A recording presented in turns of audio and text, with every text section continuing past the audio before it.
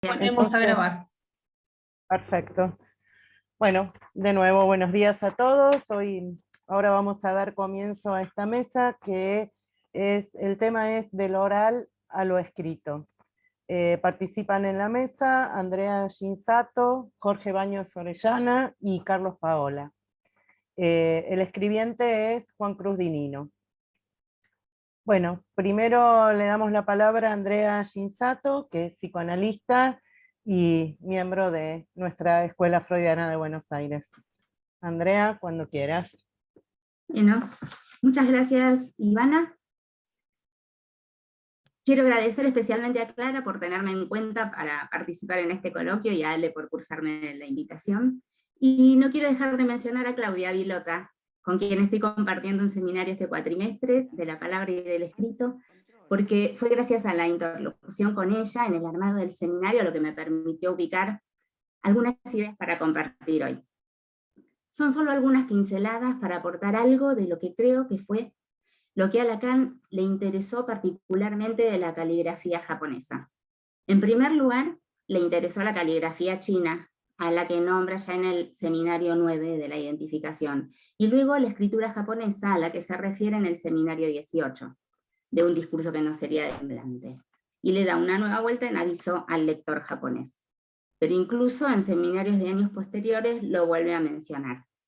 Creo que lo que más le impacta es que para hablar de los orígenes de la escritura japonesa, necesariamente debemos remitirnos a la escritura china. Aunque compartan continente, son lenguas de países diferentes e independientes. Subrayemos entonces que la lengua hablada en China y la lengua hablada en Japón tienen estructura sintáctica y fonética propia. Cada uno de estos países tiene una historia milenaria que da cuenta de culturas también distintas. Si en un encuentro un japonés y un chino conversaron cada uno en su lengua, no podrían entenderse.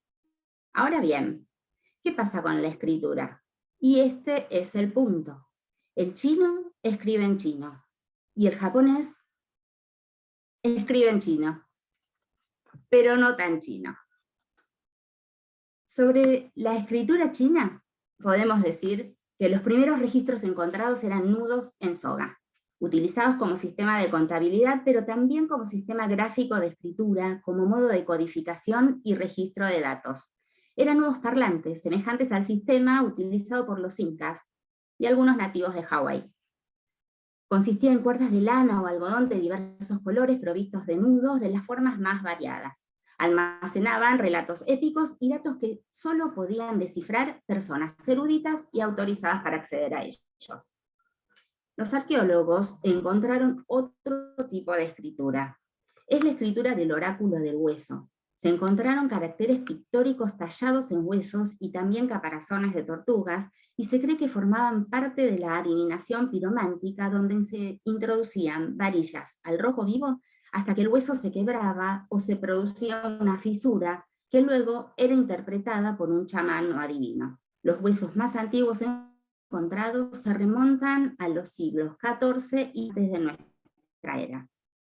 Durante la siguiente dinastía, los grabados fueron realizados en vasijas de bronce y formaban parte de las ofrendas en las ceremonias religiosas, donde las variaciones en la escritura se atribuyen a los instrumentos y al material de la superficie tallada. Se los conoce como la escritura en bronce o caracteres del gran sello. Según los lingüistas, el sistema de escritura chino oficial apareció aproximadamente en el 2700 antes de nuestra era. Cuentan las leyendas que el emperador le pidió a su historiador imperial, Kang Yi, que inventaran un sistema de escritura, ya que los nudos en soga comenzaban a ser insuficientes y poco prácticos para almacenar tantos datos. Fue la naturaleza la que inspiró a Kang Yi. De ella obtuvo los primeros elementos, observando en la arena las huellas dejadas por un animal. Con la ayuda de un cazador, pudo descubrir de qué animal se trataba. Algunas leyendas cuentan que fueron las pisadas de los pájaros sobre la arena, y otros relatos dicen que fueron las huellas de un mamífero. Pero esencialmente fueron esas huellas en la arena las que lo inspiraron para capturar en algunos trazos características que definen a cada elemento de la naturaleza. Recopiló una larga lista de caracteres. Y cuando el emperador aprueba los caracteres pictóricos y se difunden en todo el país, se convierte en el primer idioma oficial chino con un sistema arreglado de escritura. En sus inicios era una escritura logográfica, logo, palabra, y grama, escritura, y pictográfica. Es por ello que cuando hablamos de alfabeto chino no podemos hablar de letras, sino que nos referimos a la unidad base de la escritura como carácter chino o sinograma. Estos fueron evolucionando. A los primeros pictogramas se fueron incorporando deictogramas, que son representaciones de ideas, conceptos y fenómenos más abstractos. Luego construyeron ideogramas, como conjunción de dos caracteres diferentes pero relacionados para crear un nuevo concepto. Un componente fundamental en la escritura de un carácter es el radical. Es la unidad base cuya forma representa un determinado asunto. Existen más de 200 elementos con los que se puede componer un carácter, que a su vez puede estar compuesto por uno o más componentes, y tiene la función de diferenciar los diferentes significados de cada carácter. Fue también necesario incluir pictofonogramas, que compone con la unión de varios caracteres nuevas palabras independientes. En este mini resumen vemos la historia de la evolución de la escritura y cómo adquiere su valor significante. Actualmente hay más de 50.000 caracteres en el alfabeto chino, aunque normalmente solo se utilizan 13.000 de ellos, entre el lenguaje culto y el más coloquial. Para la escritura, es fundamental respetar el orden de los trazos. Se procede escribiendo los trazos de arriba hacia abajo y de izquierda a derecha. Y mientras tanto, ¿qué pasaba en Japón? Sobre los orígenes del idioma japonés, se calcula que data del 30.000 antes de nuestra era, y que su evolución se debe a la transmisión exclusivamente oral de una generación a otra. Las primitivas tribus que habitaron el territorio no tenían escritura propia, o la escritura rudimentaria con la que se manejaban algunas tribus no permitió historizar, ni siquiera dar cuenta de la lengua japonesa y su evolución. Recién en los siglos III y IV de nuestra era, a través de la religión budista, la caligrafía china comienza a ser introducida por medio de los rezos y sutras y desembarca, finalmente, entre los siglos V y VIII de nuestra era. Borges tiene una frase que me permite ubicar mejor lo que les quiero transmitir. Los diccionarios bilingües hacen creer que cada palabra de un idioma puede ser reemplazada por otra de otro idioma. El error consiste en que no se tiene en cuenta que cada idioma es un modo de sentir el universo, de percibir el universo. Entonces, si cada idioma es un modo de sentir el universo, ¿puede la escritura china escribir el modo de percibir el universo japonés? Si tenemos en cuenta que el idioma chino y el idioma japonés son idiomas completamente diferentes, fue todo un proceso que duró varios siglos el que se llevó a cabo en Japón. Comenzaron a utilizar la escritura china para escribir el japonés, con la que ello conlleva, porque tampoco pronuncian las palabras chinas como los chinos, aunque se escriban de la misma manera. Porque nuestro aparato fonador se adapta a la lengua materna, hace falta mucha ejercitación para poder hablar en otra lengua como los nativos. Consideremos que los caracteres chinos tienen un valor fonético e ideográfico propio, donde además las palabras son monosilábicas. Hay en la pronunciación una diferencia tan notable que una misma palabra pronunciada por un japonés puede ser ininteligible para un chino y viceversa. Los japoneses intentaron imitar la pronunciación china, que llamaron on-yomi, adaptando el idioma japonés al chino, especialmente cuando recitaron los libros sagrados del budismo. Pero como su lengua carece de los acentos sonoros o cantados del chino, esencial para su pronunciación, el resultado fue una cantidad muy grande de homónimos que solo se pueden distinguir al ver el carácter escrito. A esto se le suma la complejidad de que hay cientos de caracteres que se pronuncian del mismo modo, o parecidos, sobre todo para el oído de un extranjero. Además, los maestros chinos que llegaron a Japón con el correr de los siglos no hablaban el mismo dialecto. Dependiendo de la región de China de la que provenían los maestros o sus textos, los dialectos eran diferentes, así que en muchos casos se establecieron pronunciaciones distintas a un mismo carácter, que se agregaron al on-yomi. La traducción o significado de los caracteres chinos al japonés se llama kun-yomi. Naturalmente no siempre es posible expresar todos los matices de un vocablo con una sola palabra en otro idioma. Así que muchos caracteres tienen 2 o más traducciones kun-yomi. Entonces, ahora sí, podemos hablar de kanji, que es el concepto japonés que nombra a los caracteres que provienen de China. Han como el nombre antiguo de China o también como de la dinastía Han. El kanji tiene al menos 2 lecturas, el on-yomi y el kun-yomi, aunque en muchos casos puede tener varias pronunciaciones para cada una de ellas. El on-yomi se utiliza generalmente en los casos en que este aparece formando parte de una palabra compuesta.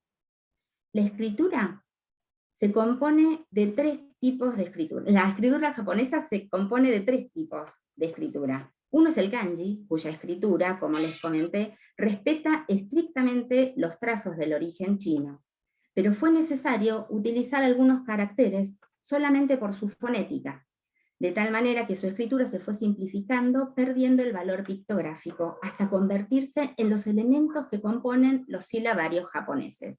Conforman el hiragana y el katakana, necesarios en la escritura japonesa, porque el chino no utiliza algunas construcciones o terminaciones para formar tiempos verbales, como el pasado o en las negaciones, que sí se utilizan en japonés. Y así, en la escritura japonesa actual, se utiliza el kanji para la raíz de los verbos, adjetivos, sustantivos, y el hiragana para las terminaciones. El katakana para las palabras extranjeras que se transcriben adaptadas al silabario japonés, que actualmente abundan, especialmente las del idioma inglés, y también para las onomatopeyas muy frecuentes en las conversaciones diarias. Hiragana y katakana representan el sonido de 46 sílabas. Acá vemos hiragana y este es el katakana.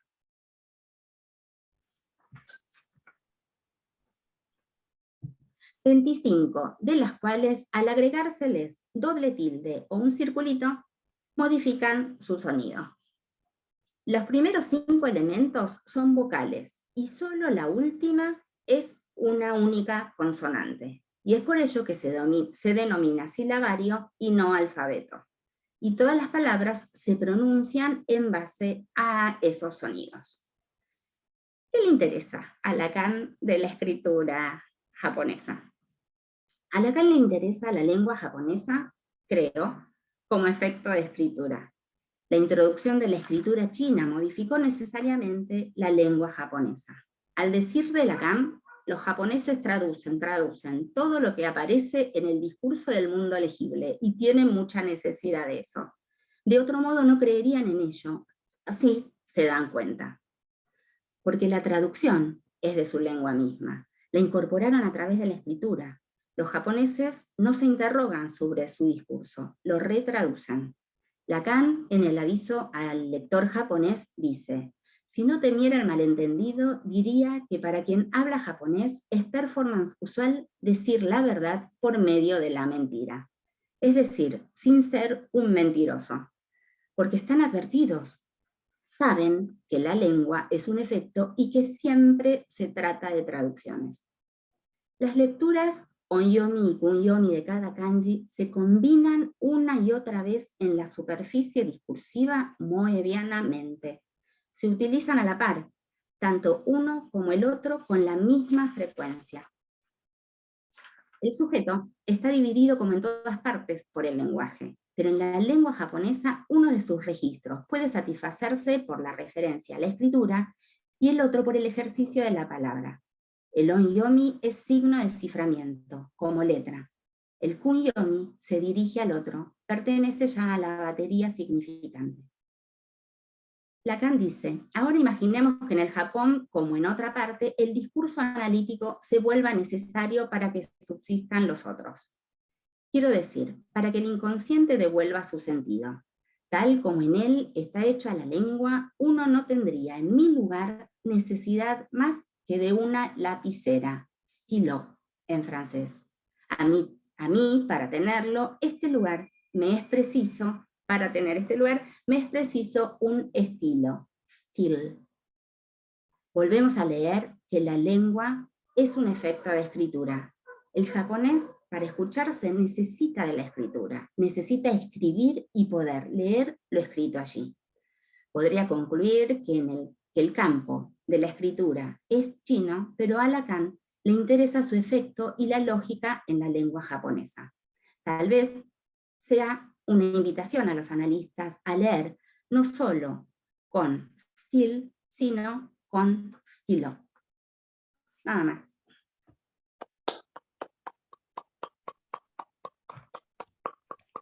Muchas gracias, Andrea, por tu trabajo.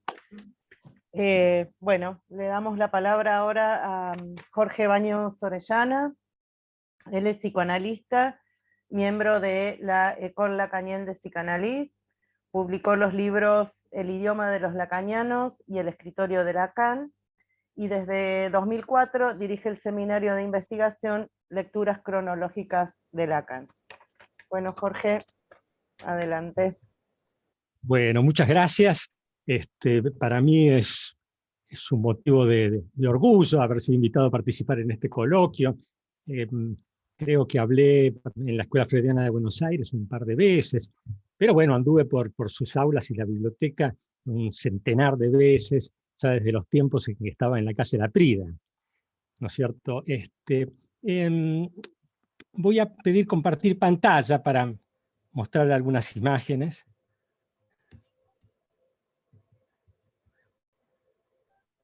Un segundito, Jorge, ya te ponemos como coanfitrión. Sí.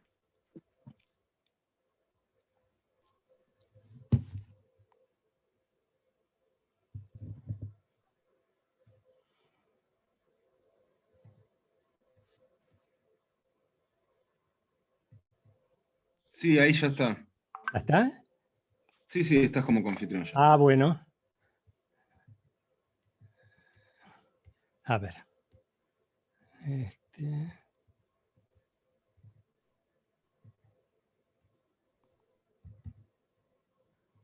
Bueno, bien. A ver, ¿puedo sacar esto? ¿Puedo sacar esta columna o...?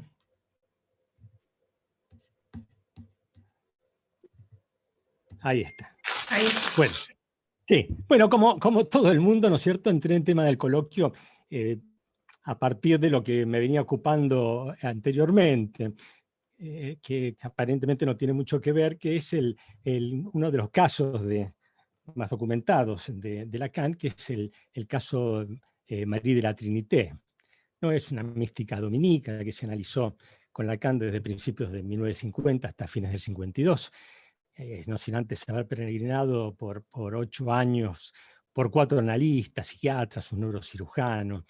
El historial de ella comienza con una fecha muy precisa, que es el 26 de marzo de 1944, por una reacción escandalosa suya a las restricciones de las autoridades del convento que le impedían aislarse en busca de contemplaciones místicas.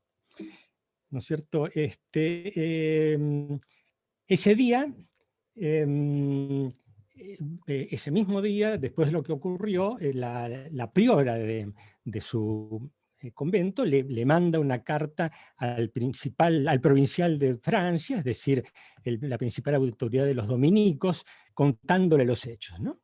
Y entonces ella dice, bueno, fui a abrir la puerta y entonces ella me dijo, María de la Trinidad me dijo, usted me está vigilando, etcétera, etcétera. De repente tomó su sinóptico y me lo arroja con fuerza.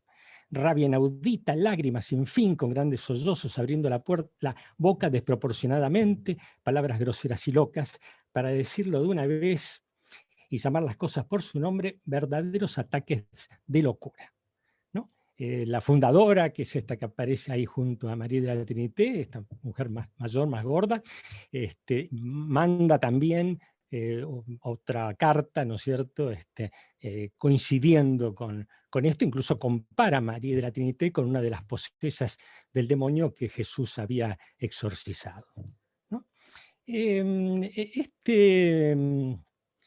El relato seguramente obligó al provincial de los dominicos a hacerse varias preguntas, ya que él era director espiritual de María de la Trinidad. A nosotros, que cuando empezamos a leer esto éramos un grupo de ateos sin formación o con una mínima formación religiosa, también nos generó preguntas este informe, pero muy distintas, ¿no es cierto?, a la del provincial de los dominicos. En principio, ¿qué era eso de arrojar su sinóptico? ¿No? ¿Qué es eso? Bueno, averiguamos, aquí lo tenemos, ¿no es cierto? Este era el libro que le arrojó a la priora. Este es el sinóptico de su orden, ¿no? Había varios sinópticos. Como pueden ver aquí, el sinóptico era lo siguiente, ¿no? Era ustedes saben, ¿no es cierto?, que el Nuevo Testamento da como buenas 4 versiones de los hechos y los dichos de Jesús, ¿no? La de los 4 evangelistas, Marcos, Mateo, Lucas y Juan. A partir del siglo XIX, distintos emprendimientos filológicos, primeros condenados y luego tolerados por Roma, se pusieron a cotejar las diferencias sistemáticamente, poniéndolas así como están acá, como pueden ver en paralelo, ¿no? Aquí vemos primero la columna de lo que dice Mateo, lo que dice Marcos, lo que dice Lucas sobre el mismo hecho y lo que dice Juan. Como ven acá, Juan está en blanco. Juan era como de otro planeta, casi siempre, ¿no es cierto?, hablaba de otra cosa. Pero entre los otros 3 sí había unas cuantas coincidencias, ¿no? Incluso se han hecho cuadros completos. Prácticamente la versión de Marcos, que es la más breve, está absolutamente asimilada por Mateo como por Lucas. Pero a su vez, Mateo y Lucas tienen entre ellos coincidencias literales, ¿no es cierto? Por eso se considera que ellos toman una fuente llamada la fuente Q, una fuente escrita, y ahí se podría explicar estas coincidencias, ¿no? Además, cada uno tenía lo mismo. Bueno, esto nos aclaró qué fue lo que le arrojó María de la Trinité, que tenía el sinóptico. Probablemente de su convento era la única monja que tenía el sinóptico. Después con Lacan, en su análisis, una de las decisiones más importantes que va a tomar es ponerse a estudiar el griego bíblico, ¿no? Bueno, esto nos sirvió para varias cosas. Una de ellas es para entender este chiste que circulaba por las redes sociales, ¿no? Para los que no pueden leer porque lo tienen con el celular, está ahí Jesús en el Sermón de la Montaña diciendo: ahora escuchadme atentamente. No quiero que acaben circulando 4 versiones de lo que os digo, ¿no? Y bueno, pero esto también nos hizo acordar algo muy nuestro, ¿no es cierto? Y es que nosotros, con respecto al Lacan oral, también tenemos en nuestros, como mínimo, 4 evangelios, ¿no? Tenemos por un lado a la copia dactilográfica de la estenotipia, tenemos al establecimiento oficial, tenemos entre los más populares a la versión armada en Stafford por Patrick Balá, y tenemos la versión de la Asociación Lacaniana Internacional, ¿no? Ali. Y bueno, y no dicen lo mismo, ¿no? Ayer Clara Krugla, que justamente decía, a propósito de esta situación, es que hay que tomar partido por una y que eso nos compromete teórica y clínicamente. Lacan estaba advertido de esto y del el problema que hay, ¿no? Porque las transcripciones de los dichos, transcribir lo que él decía, tiene, por fieles que sean, eluden una serie de elementos de la escena oral que no son verbales. Por ejemplo, los esquemas, los dibujos, y dentro de lo verbal mismo, la identificación de los shifters. Por ejemplo, cuando Lacan dice aquí, allá, aquí arriba, y uno a veces se pregunta de qué está hablando, ¿no? De esto él estaba advertido. Entonces, a veces, en las estereotipias, como acá, estas flechitas de Lacan, dice, ¿no? Distingo acá, la, y pone en qué lugar, ¿no? Hay otro ejemplo muy notable de las indicaciones que él nos dejó, para evitar estos problemas de la pura transcripción, y es el esquema que mostró de su conferencia del 9 de julio de 1953, donde presenta por primera vez los 3 registros, y le explica cómo es esto, ¿no? En el 87, Jean-Pierre Dreyfus, siguiendo estas indicaciones de Lacan, las despliega prácticamente como fotogramas de una película, ¿no? Este trabajo fue tomado cuando hizo la traducción de esta conferencia Rodríguez Pronte, y a mí me asombró mucho ver eso, la diferencia enorme que había si teníamos esta indicación o no la teníamos, si leíamos la transcripción pelada, ¿no? Y fue prácticamente gracias a esta traducción de Rodríguez Pronte que yo tuve primer contacto con la problemática de nuestra mesa.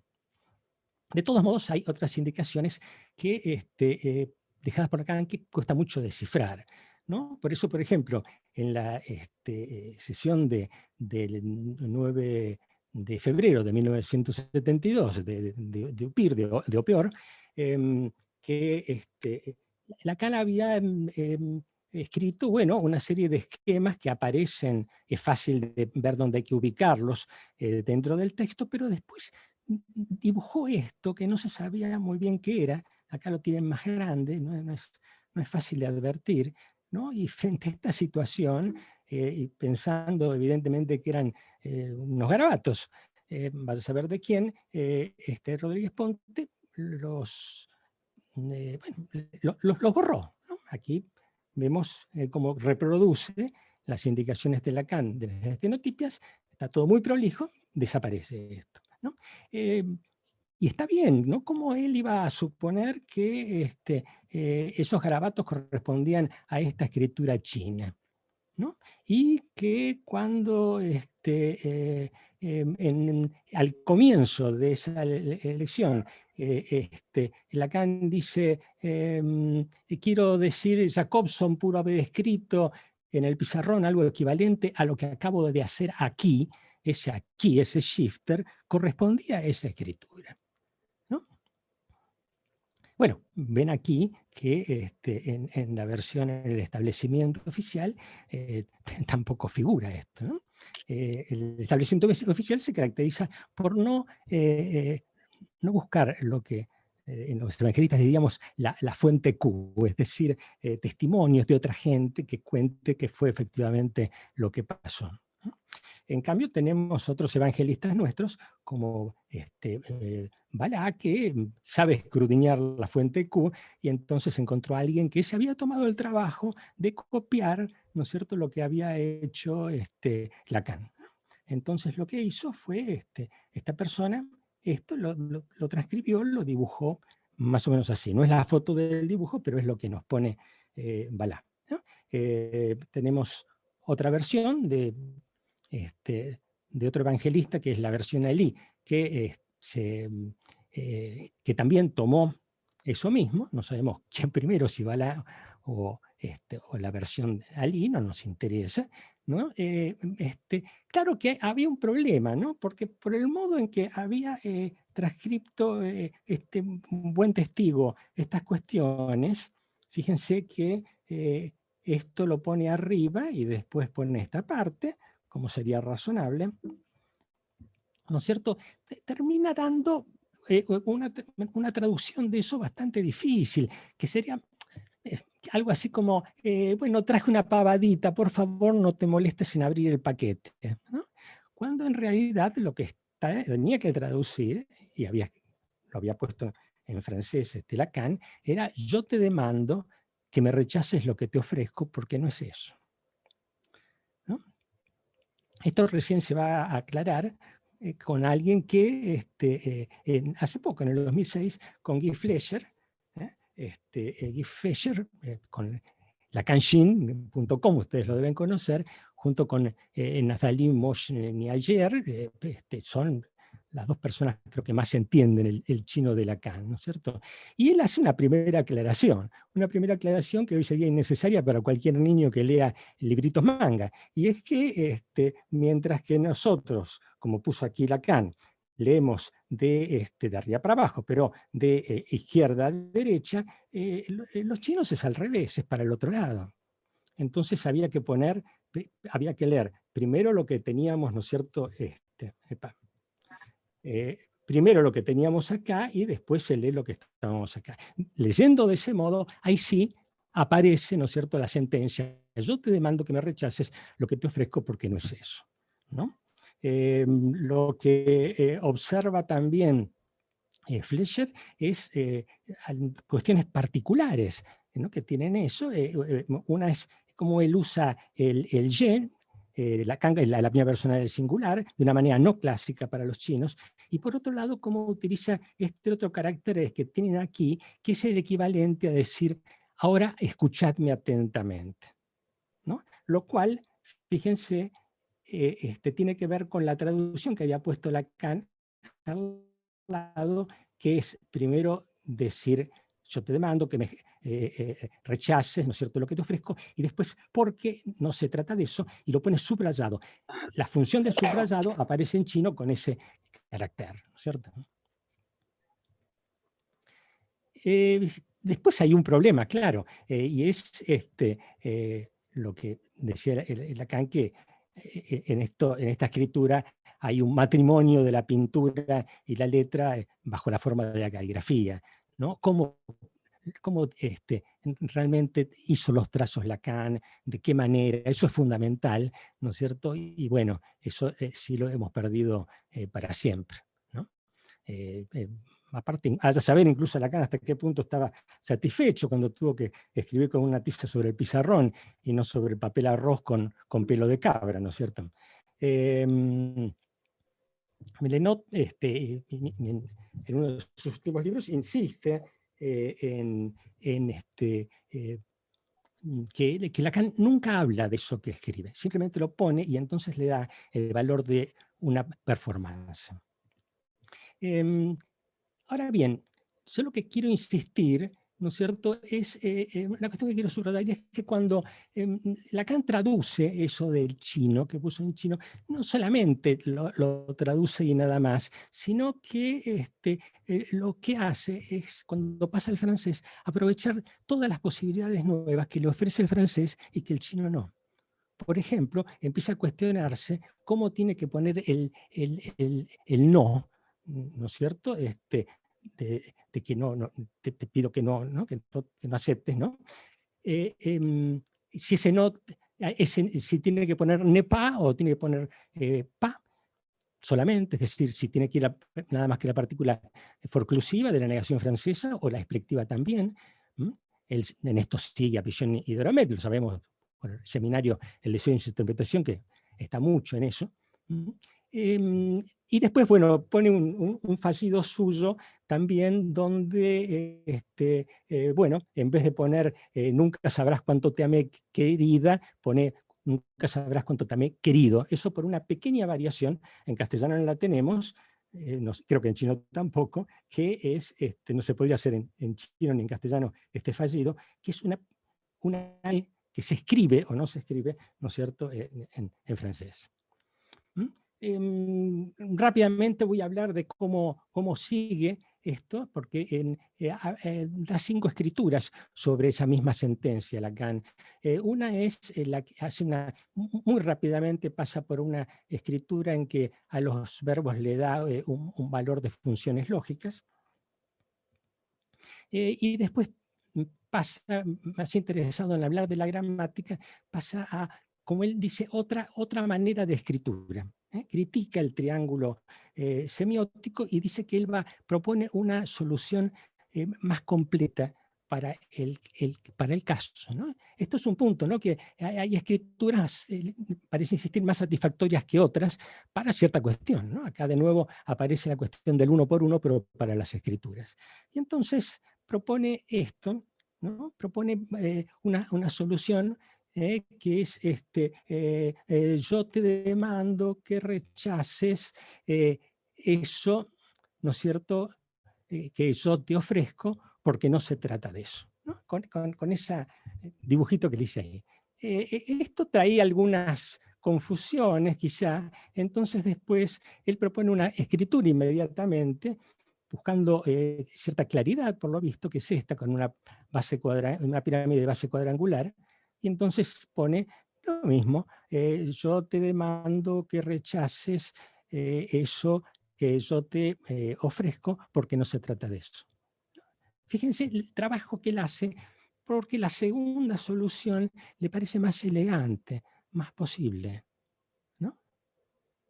De todos modos, creo que no queda conforme del todo, y entonces habla de otra, y la última, ¿no es cierto?, escritura que va a hablar. Habló de la china, de la francesa, de la proposicional, de 2 esquemas, ¿no es cierto?, posibles de esta gramática, y entonces ahí dice, bueno, justamente yo estaba con estas cosas anoche en una cena y una persona encantadora, sabemos que es Catherine Millot, ¿no es cierto?, me habló de esto, ¿no? Me habló de los anillos borromeos. Esta es la primera vez que Lacan habla del nudo borromeo.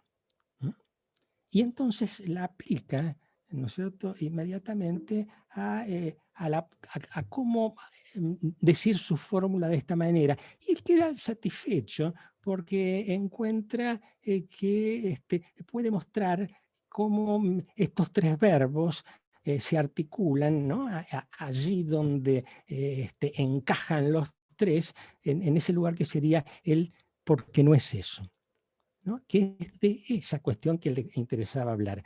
Y nos observa que si en cambio hubiese trabajado no con 3, sino con 2 redondeles unidos olímpicamente, podría haber dicho cosas que se dicen en las cartas de amor, como te pido que me rechaces, te pido eso que te ofrezco, o te ofrezco lo que rechazas, pero que no es precisamente esa, ¿no es cierto?, la cosa que él busca. Él busca, en cambio, lo que sí podía ofrecerle el nudo borromeo.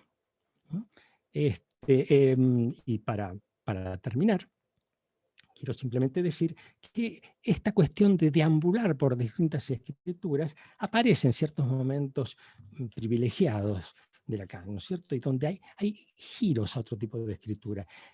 Hay veces que son muy inmediatos, por ejemplo, hay uno fenomenal, ¿no es cierto?, que es el pasaje del 17 de febrero del 54 al 24, donde pasa de lo que era su esquema del simbólico imaginario y lo real.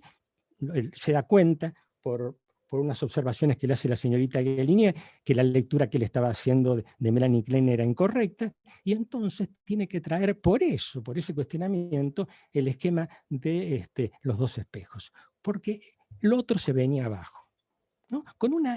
Es fantástico, ¿no?, como él se deja caer sin ningún problema un tipo de escritura y pasa a la otra. O a veces descubre una, como en el caso del nudo borromeo, y recién la va a retomar con toda la furia, es cierto, pero 1 año y medio después. Bueno, nada más, gracias. Bueno, muchas gracias por el trabajo, Jorge. Perdón. Bueno, ahora vamos a escuchar a Carlos Paola, que es psicoanalista, miembro AME de la EFBA, bueno, escribió guión, novela, ensayo, y entre ellos vamos a destacar el libro Freud literario, entre la imposibilidad y la ficción. Bueno, Carlos, tenés la palabra. Bueno, ¿se escucha bien? Sí, sí, se escucha bien. Perfecto. Bueno, en primer lugar, quiero agradecer a los organizadores de este coloquio de otoño-invierno, y agradecer especialmente a Clara Krugak, que me cursó la invitación, pero además escuchando el eje de cuál es mi pregunta actual, ¿no? Eso se lo agradezco muchísimo. Esto del oral a lo escrito es precisamente la pregunta que me atraviesa y se lo agradezco mucho que me haya escuchado esto. Bueno, lo titulé Torbellino. Somos una comunidad fuertemente marcada por el traspaso del oral a lo escrito. En primer lugar, por la travesía que implica el pasaje de la enseñanza oral de Lacan a la traducción y establecimiento de los textos de sus seminarios, trabajo al que estuvo abocado, entre otros, nuestro querido Ricardo Rodríguez Ponte y también nuestra querida Silvia García Espil. En segundo lugar, porque cuando el analista es al menos dos, la escritura de artículos y libros resulta el modo princeps para efectuar el pasaje a la teorización de los efectos de esa experiencia singular e inefable cuyo único medium es la palabra hablada del paciente. Y en tercer lugar, porque ese único medium que nos reservamos y es oral, nos permite constatar en unos cuantos casos aquello que se escribe en un análisis. De esto último podemos concluir entonces que no toda escritura demanda el soporte de una grafía fijada a un papel, por lo cual oral y escrito no constituyen un par de oposición, ya que hay escrituras efectuadas oralmente, fijeza que implica el soporte del cuerpo. Entonces, ¿a qué llamamos escritura? Yo elijo como respuesta provisoria las formulaciones que nos vienen de la literatura, porque la escritura literaria es una pasión que me habita y se me impone. Porque, como dice Lacan en el homenaje a Marguerite Duras, el artista siempre nos precede y de los escritores en particular tenemos mucho que aprender acerca de los diversos modos con los cuales alcanzan a decir lo indecible o al menos insinuarlo. Y porque la literatura es una de nuestras marcas fundantes. El premio Goethe de 1930 y la nominación al Premio Nobel de Literatura de 1936 sancionan en Freud algo más que un estilo refinado de escritura científica. Y es esta marca fundante la que me lleva a la convicción de que escritor es la posición necesaria a la hora de intentar transmitir lo inefable de la experiencia psicoanalítica. Desde esta perspectiva, entonces, la escritura es un artificio que permite bordear con ficción lo imposible de decir. De un modo similar al alfarero, con la arcilla de lo dicho y lo vivido, el escritor va modelando el relato alrededor de un vacío. Va contorneando con palabras ese resto que no se puede articular en palabras. Lo insinúa, lo evoca, lo hace resonar a distancia, porque la forma de escribir lo indecible no es directa, sino metonímica. Precisamente la etimología de ficción remite a modelado. Modelado, podríamos decir, del encuentro con la imposibilidad, donde no se trata de una oposición entre mundo imaginario y otro real, sino de una construcción que, alterando las coordenadas del discurso corriente, pone en juego lo indecible. De este modo, el escritor teje una ficción que soporta un atisbo de lo real, haciéndolo resplandecer por evocación y al mismo tiempo ocultándolo, estableciendo un intervalo entre lo que se dice y lo que calla, porque la verdad, como afirma Lacan, tiene estructura de ficción y solo puede decirse a medias, o aún en fragmentos.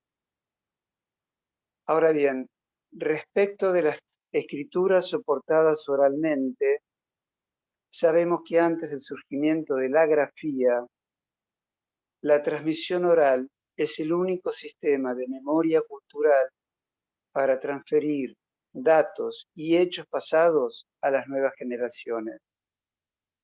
Así nace, en el mundo oral de Grecia, la primera literatura de Occidente. Soportados en la voz y diseñados con formas verbales que ayudan a recordar, como el canto, el ritmo, la rima, la métrica y la repetición, se escriben oralmente mitos, logos, poesías y epopeyas. La invocación a las musas, como su etimología lo indica, no es para procurar la inspiración creadora, sino para garantizar la memoria. Por cierto, existe una fuerte conjetura de que la Ilíada y la Odisea son en realidad el producto de la recopilación de composiciones populares preexistentes, interpretadas y transmitidas oralmente a través de varias generaciones. Esta suposición está basada precisamente en las fórmulas y frases repetidas regularmente que contienen ambos poemas homéricos. Luego, el pasaje de esa tradición oral a una escritura ortográfica es un proceso crítico y resistido que dura varios siglos, como bien nos cuenta Eric Havelock en La Musa aprende a escribir. Pero no se trata solo de resistencias ante la inminente caída de ese objeto privilegiado que es la voz y al que ese pasaje empuja, sino que además resulta imposible sostener una experiencia como la socrática si no es por medio de una dialéctica oral. Dialéctica sostenida en una lógica de inversiones donde el saber supuesto se convierte en ignorancia y el no saber en revelación, y donde el desvanecimiento de cada versión devela y evoca aquello que ninguna alcanza a recubrir, lo indecible. Es desde esa lógica que Sócrates le plantea a Fedro llegando al final del diálogo. Este es el inconveniente de la escritura como de la pintura. Parecen vivas, pero interrogadlas y veréis que guardan un grave silencio. Paradójicamente, nada sabríamos hoy de la experiencia socrática si no fuera por la escritura de Platón. Luego, la voz de Sócrates está perdida, pero el método dialéctico se sigue sosteniendo en la escritura literaria que lo transmite a sus lectores. En Lo real a la huella, Clara Kruglack avanza sobre esta paradoja proponiendo que ese grave silencio que Platón adjudica a la escritura hace referencia a lo imposible de ser escrito, es decir, a lo real, que es precisamente lo que no se deja escribir, y aún así se evoca por medio de la escritura. Real que tampoco se deja decir y no emerge más que por medio de un artificio. emergencia que no es sin conmoción, porque toma el cuerpo. Sabemos que esa especie de objeto llamado voz es uno de los 4 semblantes del goce mítico perdido que acuden a taponar la falta procurando, vía el fantasma, el ser que el lenguaje imposibilita. Que con su modulación y su silencio, con su timbre y sus énfasis, es soporte de lo dicho y de lo no dicho en el decir. Y que una vez caído el falso ser, la voz puede advenir soporte de un artificio que haga borde en lo indecible, porque lo que se rompe es la soldadura entre el falso ser y el objeto, pero la marca persevera empujando a convertirse en otras cosas, entre ellas el deseo de escucha analítica. Luego, ¿qué acontece con la voz cuando se pasa de la palabra hablada a la escritura de un artículo o de un libro? O para formularlo por otra vía, ¿cómo se efectúa el pasaje del imposible de decir a lo imposible de escribir? O bien, ¿de qué modo lo inefable de esa experiencia singular puede pasar al escrito en papel y hacer transmisión? En principio, la escritura de un artículo no solo debe parecer viva, también debe estarlo, porque para hacer transmisión de lo inefable, una escritura debe tomar el cuerpo y conmover, atributos que a mi entender solo alcanza la escritura cuando deviene literaria. Sabemos que la literatura es una de las 7 llamadas bellas artes, que el ensayo es uno de sus géneros y que como toda disciplina artística se sostiene en una estética. Luego, ¿cuándo una comunicación científica alcanza el estatuto de ensayo literario? Y aún, ¿hay alguna estética en juego que pueda anudar el arte a nuestra praxis? Precisamente en su libro de reciente aparición, mi amiga Claudia Lorenzetti plantea con rigurosidad y belleza que tanto el arte como el psicoanálisis se sostienen en la estética de lo sublime. Dice también que mientras la estética de lo bello queda restringida a la idea de armonía y buena proporción, lo cual poca cosa nos dice respecto de lo que el psicoanálisis concierne, la categoría de lo sublime, introducida por Burke y por Kant, da cuenta del deleite que experimenta el espectador ante pasiones desagradables, como es el caso de las tragedias, donde el asombro o el desborde del espectáculo dificultan la síntesis perceptiva, para decirlo en términos kantianos. Dicha categoría, entonces, funda una estética concebida en la vía del vértigo y del desgarro, lo cual lleva a una pérdida de referencias donde no se trata de exaltar algo para elevarlo a un nivel superior, ni una modificación del fin y un cambio de objeto. Lo esencial a la estética de lo sublime, como propone Jacques Rancière en El espectador emancipado, es que la obra muestre lo no representable. Lo sublime, en tanto evocación de lo real, implica un exceso en el lenguaje. Conmoviendo un vacío de representación, hace resonar ese resto vivo del cuerpo que queda sin nombrar. Y su estética resulta entonces el modo privilegiado de producir la imposibilidad como tal allí donde es esperada en el discurso, a la vez que deviene, al menos para mí, parámetro para definir si una comunicación científica ha alcanzado el estatuto de ensayo literario o no. Cuenta Antonio Dalmaceto, el querido Antonio Dalmaceto, que siendo ya grande vuelve a Intra, su pueblo natal, en el norte de Italia. Después de deambular por las calles, comprueba que para él han cambiado demasiadas cosas, algunas a causas de la mano del hombre, otras por las traiciones de la memoria. Pasa por su casa y su escuela, por la iglesia y el cementerio. No encuentra nada que le permite identificarse. Caminando sin parar, sintiéndose desilusionado y extranjero, de pronto se acuerda de aquel patio empedrado en el que se reunía a jugar con sus amigos. Allí, en un ángulo formado por el encuentro de dos paredes, el viento se arremolinaba arrastrando hojas secas, papeles y el envoltorio de los caramelos. Con paso acelerado, comienza a vivorear entre construcciones viejas hasta que atraviesa una arcada y el patio aparece frente a él. Avanza unos pasos y entonces lo ve. En el rincón perdura el remolino.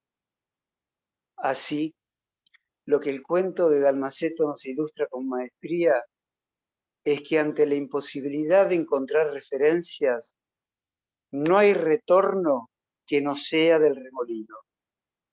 Borde de papelitos y hojas girando en torno a un vacío que se sostiene en la permanencia material de las dos paredes, en lo inaccesible del viento, pero sobre todo en la ficción literaria que lo transmite a sus lectores. Muchas gracias.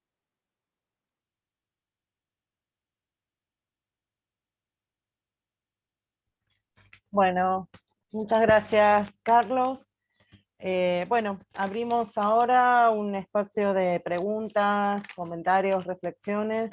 La modalidad, como siempre, es levanten la manito con las reacciones y los vamos escuchando, haciendo participar.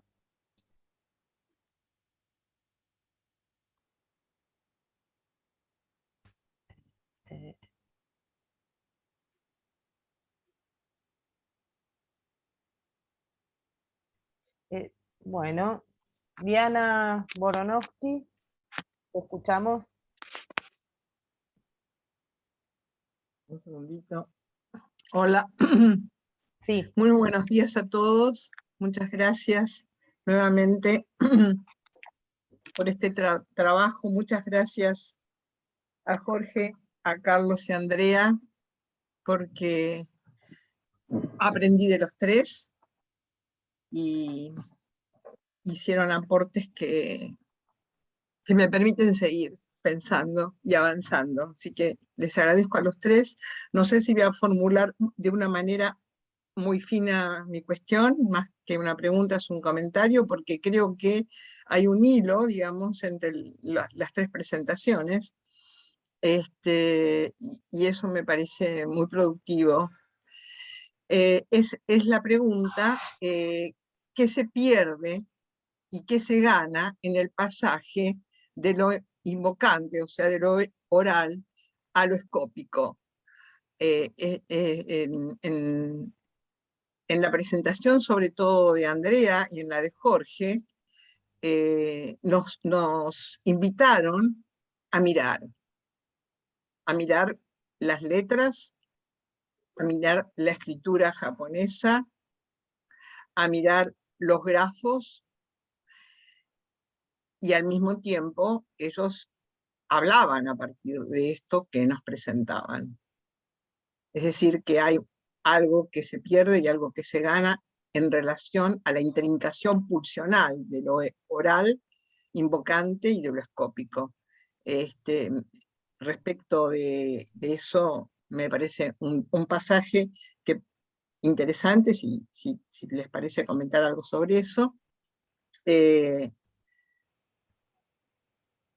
La presentación de Carlos Paola en la belleza de lo que nos trae, de la referencia a la literatura.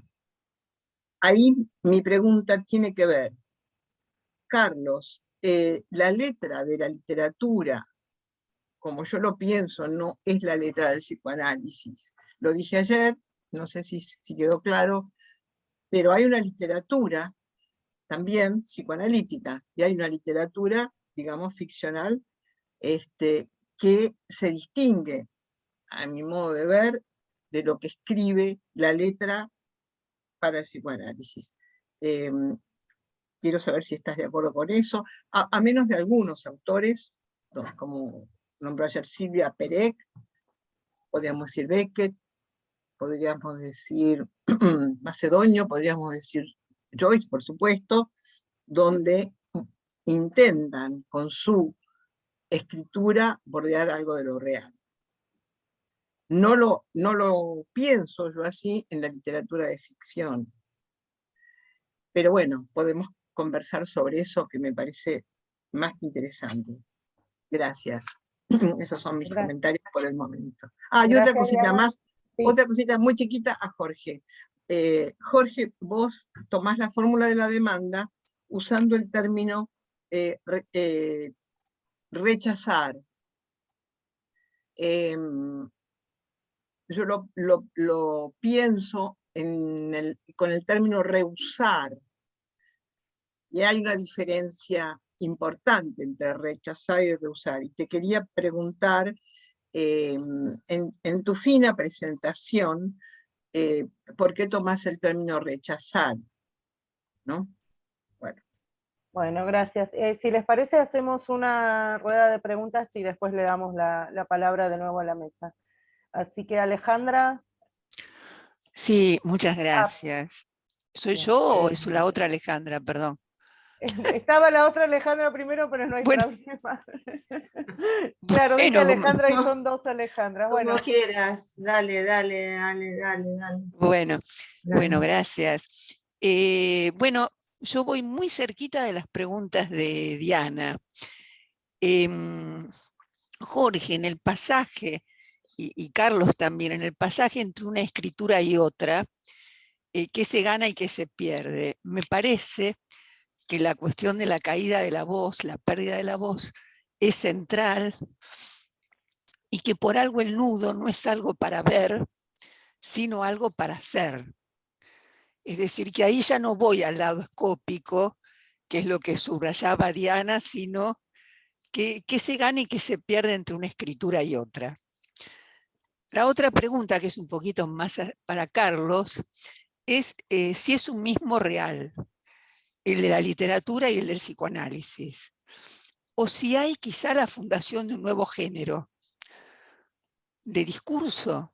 Es decir, entiendo bien que no hay por qué pensarlo como antinomia, en el sentido de lo que es literatura y lo que es psicoanálisis puede haber coincidencia, pero no sé si solo sería literatura psicoanalítica. Yo creo que el uso que hace Lacan de eso es un uso en un sentido irónico, y que justamente, porque la literatura es algo que tiene un tiempo en la historia, que no estuvo siempre, y que no es el único modo de pasaje de lo escrito que podemos concebir. Ahí va. Gracias. Bueno, gracias. Bueno, ahora sí, Alejandra Rodrigo. Perdón, excelentes los trabajos, muchísimas gracias. Bueno, ¿qué tal? Excelentes, y además a mí particularmente me dejó atrapada el recorrido que cada uno hizo, así que por suerte me pude desalienar un poco e introducir algunas preguntas o comentarios.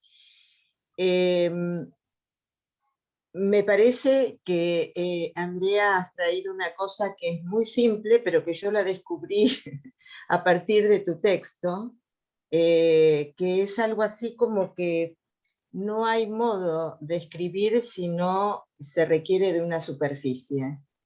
O sea, la escritura requiere de una superficie, y en esa superficie no pude dejar de evocar el cuerpo, como lo traía Carlos Paola, ¿no? O aquellos objetos que de alguna manera evocan al cuerpo pulsional. Entonces, pensaba en lo que vos traías, André, respecto de cómo se percibe el universo, según, ¿no?, justamente el lenguaje que traías articuladamente. En esa percepción del universo, si en eso no hay modo también de concebir esa percepción, sino es a través de esa superficie topológica que nos implica el cuerpo. Quiero decir que en esa superficie podríamos ubicar ahí una escritura que remite necesariamente a la topología, ¿no? Yo sé que la escritura remite a la lógica también, pero que necesariamente remite a la topología por la implicación que conlleva de la superficie. Bueno, es un comentario, si querés decir algo. Jorge, me encantó lo que trajiste porque me produjo como una apertura respecto a lo que podríamos pensar respecto del saber leer. Nosotros estamos acostumbrados a hablar del saber hacer, ¿no? De ese saber hacer nuevo que podría producir el análisis. Entonces me preguntaba, si la operación analítica no requiere de un saber leer, pero un saber en el sentido del saber hacer, por estas diferentes lecturas que se producen a partir de una escritura, ¿no? Entonces, justamente en relación a lo que le comentaba Andrea, si el analista ahí no requiere de un saber leer, y en ese saber leer va justamente produciendo una escritura que inmediatamente nos lleva a la cuestión de la consistencia, ¿no? De la consistencia y del cuerpo. Y con respecto a lo que traías, Carlos, que me pareció de una estética increíble, la verdad que te agradezco lo que pude escuchar. Me quedé como prendida de la cuestión del artificio. Vos dijiste lo que no se deja escribir ni lo que no se deja decir, sino que se evoca, ¿no? Y se evoca a partir de un artificio. Y no pude, porque dijiste que el artificio hace borde, y no pude dejar también de evocar la figura del síntoma, ¿no? Como artificio. Entonces, me imaginaba que quizás ahí podría haber alguna articulación, no sé si esa es la niña de lo que pensaste, probablemente no, lo estoy planteando yo, pero como que justamente evoca el síntoma, podría llegar a evocar lo imposible, ¿no? Lo imposible de un goce, digamos, de un goce en su imposibilidad, podría llegar a estar evocado por la escritura del síntoma. En el punto del artificio, como vos lo trajiste, ¿eh? Bueno, hasta ahí y muchísimas gracias a los tres. Bueno, gracias Alejandra. Clara, te escuchamos.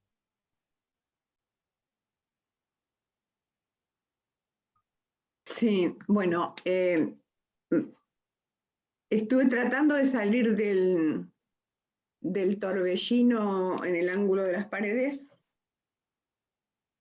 porque la forma en que nos trajo Carlos el relato conmovió el cuerpo. O sea, yo digo lo que me aconteció. Bueno, con dos queridos amigos como Jorge y Carlos, es como continuar dialogando de alguna manera. Andrea, que tu trabajo lo sigas haciendo pasar con esa minuciosidad y esa exquisitez, nos sigue nutriendo y sigue despertando, digamos, interés, y es necesario que esto se haga, digamos, que forme parte, digamos, de la circulación, porque además tiene tanto que ver con lo que trajo Jorge, de esto que fue borrado de esa página, de no cualquier sesión del seminario de Lacan, es donde Lacan presenta el nudo Borromeo, o sea, presenta la escritura del nudo Borromeo, y ahí es donde tenemos, digamos, como sustraída, ¿sí?, esta escritura china, Y de esto quiero de alguna manera hacer primero el agradecimiento a los tres que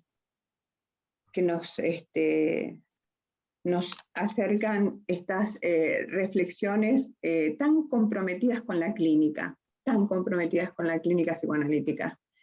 En esto quiero tomar lo que dijo Alejandra Ruiz, preguntando sobre la diferencia del real en la literatura y el real de Lacan. Creo que lo que nosotros desde el campo del psicoanálisis podemos apreciar y nunca llegar como a justipreciar, ¿no?, el estatuto, la dimensión y la potencia de ese real que Lacan articula en la clínica psicoanalítica y en el cuerpo teórico del psicoanálisis. Antes de Lacan, esto real, digamos, ¿dónde estaba, no? Que se perdió, digamos, de hacerlo escrito, de intentar mostrar la imposibilidad de escribirlo, desde la transmisión de Freud a la transmisión, digamos, que hace Lacan y los avances de Lacan. Esto, lo que ustedes, tanto Alejandra Ruiz como Diana, lo traen y se los agradezco muchísimo, porque, digamos, como que mueve a pensar. Y tiene que ver con lo que se escribe, lo que se transmite y lo que se transcribe. Sigo sosteniendo, y gracias Jorge por haberlo traído, que creo que tomar partido por una u otra transcripción, ¿sí?, nos implica clínicamente, teóricamente, políticamente también. Y no es, digamos, cualquier cosa que se pierda en la transcripción y en las sucesivas traducciones parte del texto. La pregunta, bueno, pues si no, lo hago demasiado largo. La pregunta concretísima va para Jorge Baños Orellana. Nos trajiste la fórmula de la demanda que Lacan intenta hacer pasar al escrito con el nudo Borromeo y la presentación de la, haciendo una flechita roja en el no de la fórmula, y que para mí es muy inquietante, porque de alguna manera vos empezaste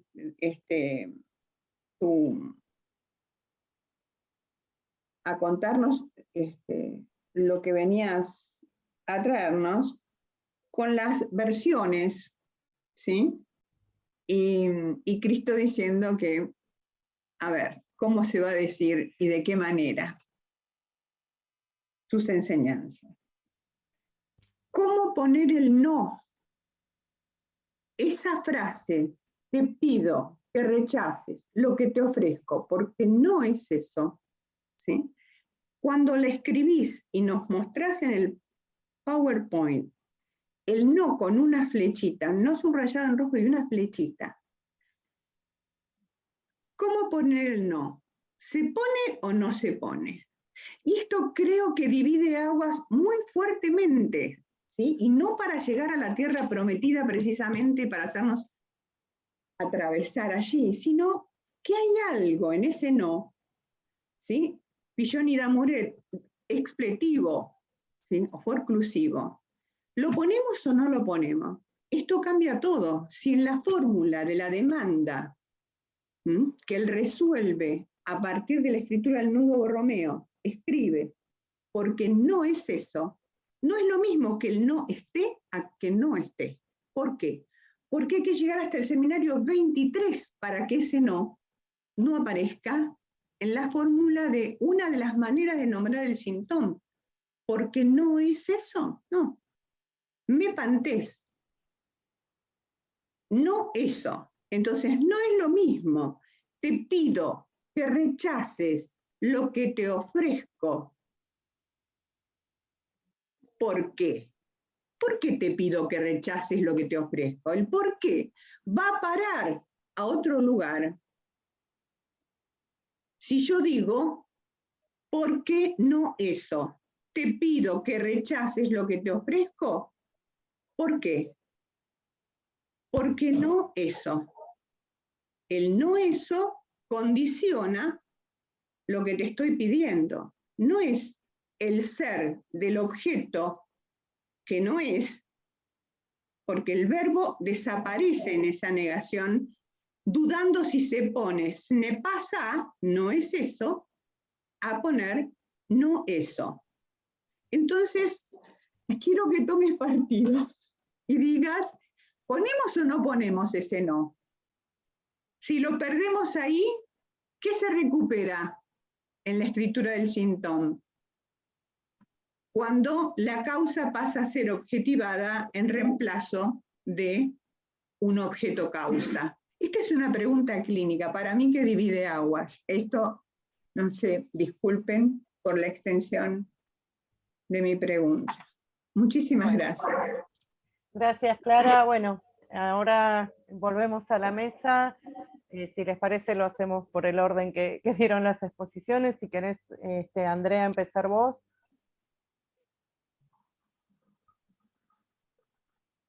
Sí.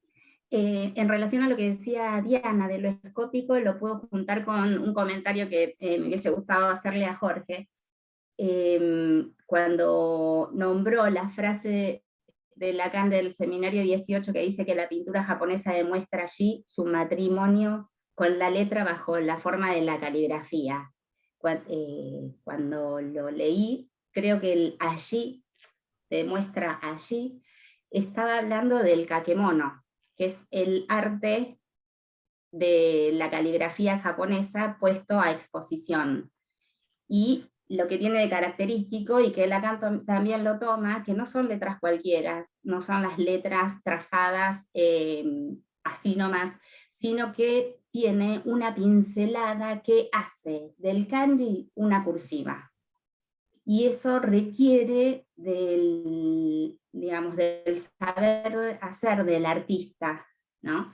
Y eso es lo que aparece como artístico y que en Japón se suele poner a la vista hasta decorativo, ¿no? Por eso la caligrafía como decoración o como arte ilustrativo es muy importante en Japón, ¿no? Para cada evento se exponen determinados carteles, ¿no? Kakemono se llaman, y tienen la particularidad de que hay determinados artistas que pueden llegar a hacer algo de eso, algo artístico y bello.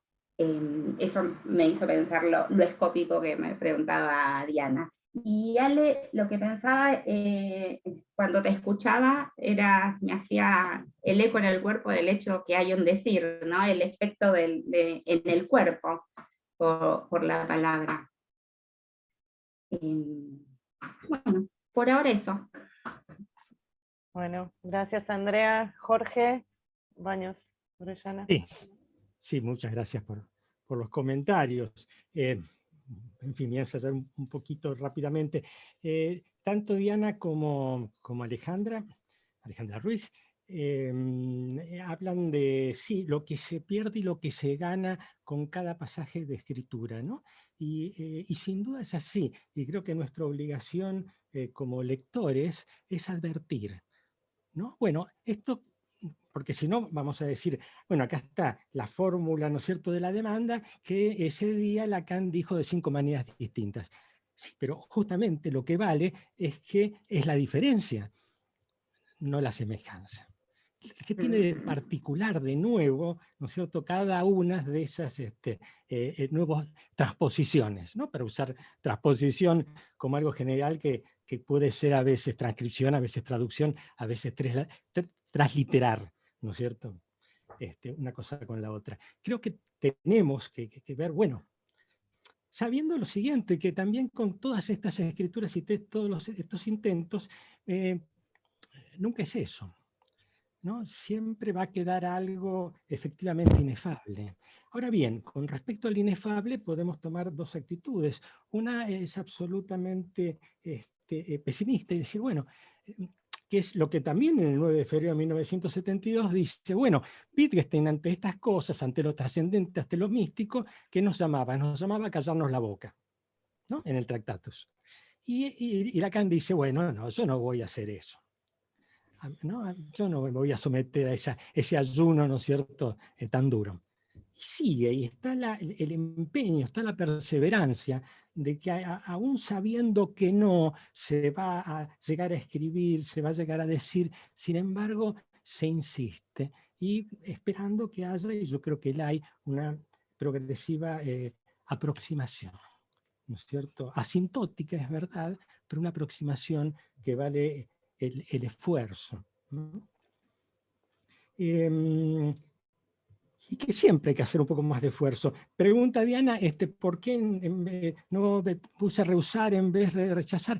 Porque no sabía, porque debía tener que ver bien las diferencias y las sutilezas que hay entre una y otra palabra, y sí, y la próxima vez si hablo de esto, muy probablemente voy a tomar la sugerencia y poner rehusar, ¿no? Tenemos ese marco de esperanza, aún sabiendo que nunca va a ser del todo eso. Y la cuestión de que por eso no todo es lo mismo, no todas las versiones dan lo mismo, y hay que optar, ¿no es cierto? Por ejemplo, en la cuestión de la transcripción, Alejandra habló de la ironía de Lacan. Bueno, esa ironía, no siempre, bueno, muchas veces, era advertida por el público. Y entonces en algunas transcripciones del seminario dice risas, cuando dice algo Lacan. Advertir esto es muy importante. Hay mucha ironía, efectivamente, en Lacan. Digamos, si uno está leyendo sobre todo los seminarios y no se ríe cada tanto, es que lo está leyendo mal. Es así, ¿no es cierto? Si no tiene asombro, ¿no es cierto?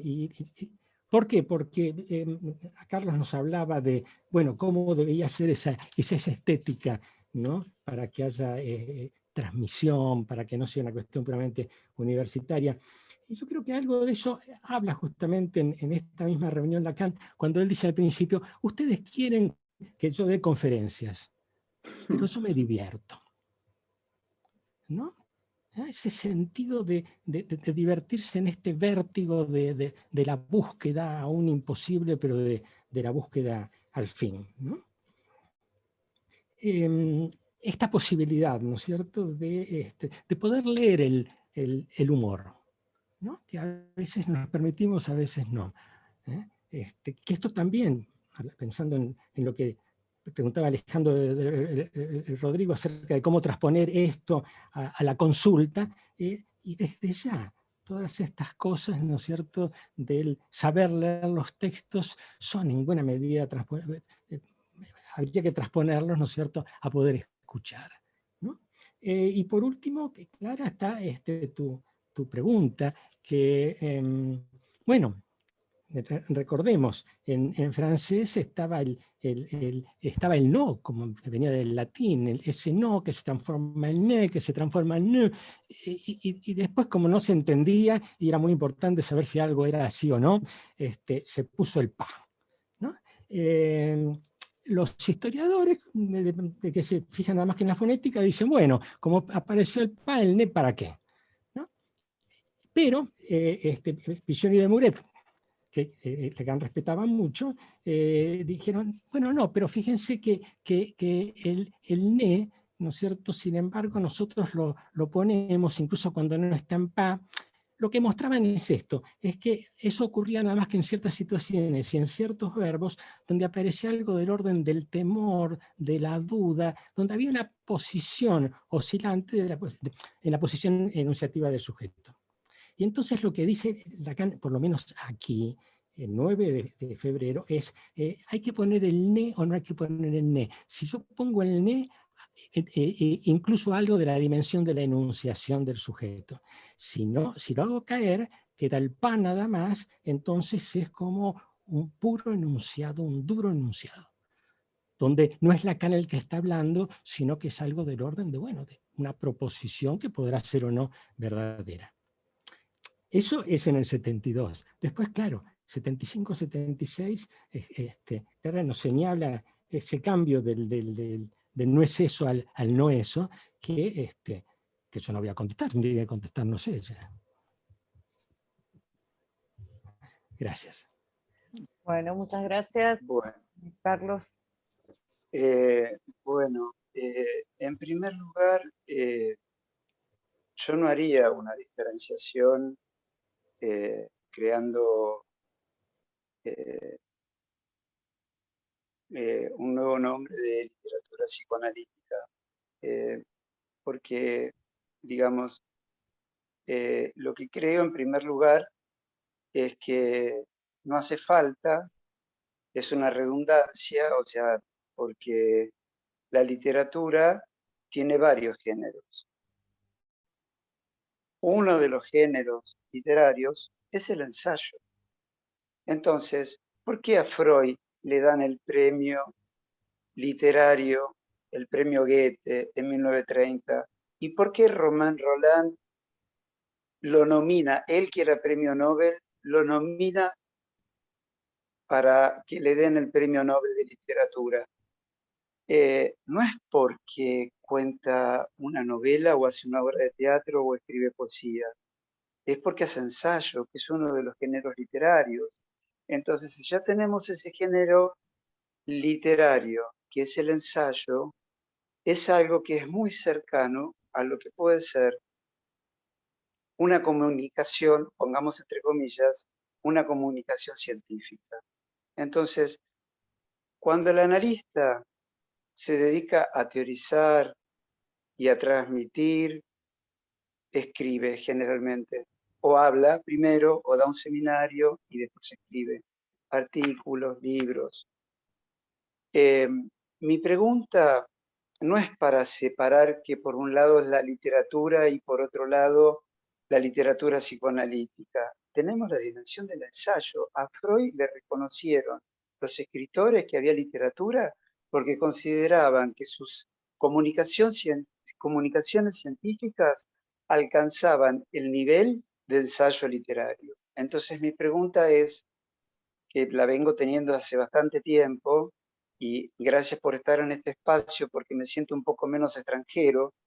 Yo desde hace años vengo diciendo que creo que la literatura es la vía regia, es una de las vías regias, por lo menos para mí, para transmitir psicoanálisis, es que creo que la comunicación científica tiene que alcanzar una estética. Yo lo creo.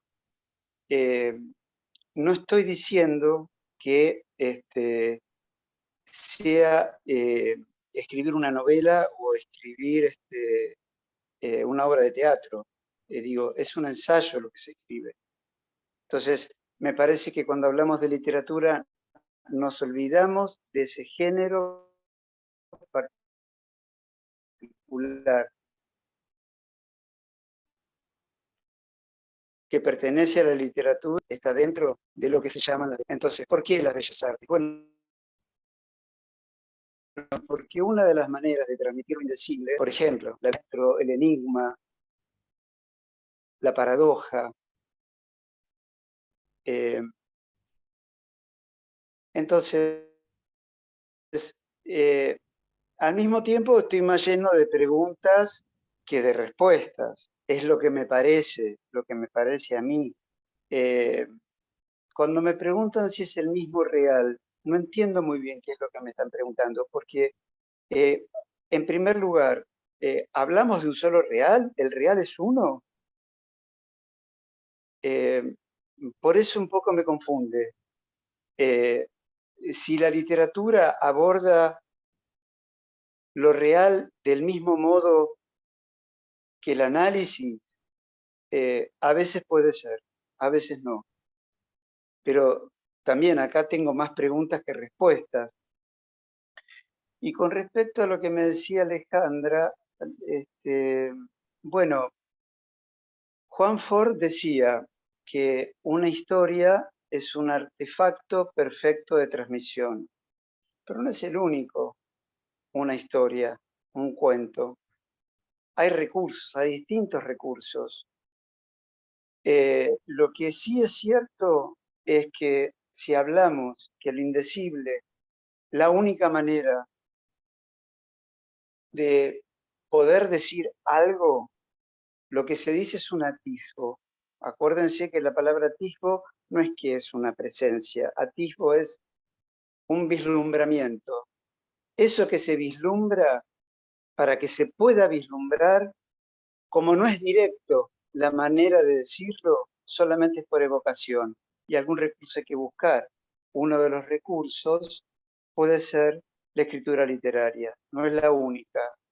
También se puede escribir y transmitir sin estar dentro de los parámetros de la literatura a la hora de hacer un ensayo. Porque nuestras comunicaciones, nuestros escritos, son ensayos de alguna manera, no sé si alcanzan siempre el estatuto de lo literario. Y con respecto al tema del síntoma,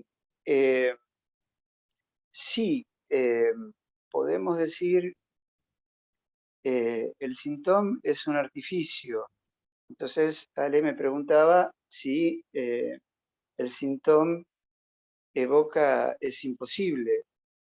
A mí me parece que lo que hay que incluir es el poder hacer algo con eso. El hacer otra cosa con eso. Bueno, no, está acá. Bueno, muchas gracias a todos, a la mesa y a los participantes. Vamos cerrando acá esta mesa. Entiendo que ahora viene un receso y a las 2 de la tarde continuamos, ¿no? Sí, así es. Bueno, muchas gracias a todos. Entonces, retomamos a las 14. Gracias. A la 14. bárbaro. Muchas gracias. Muchas gracias por la participación.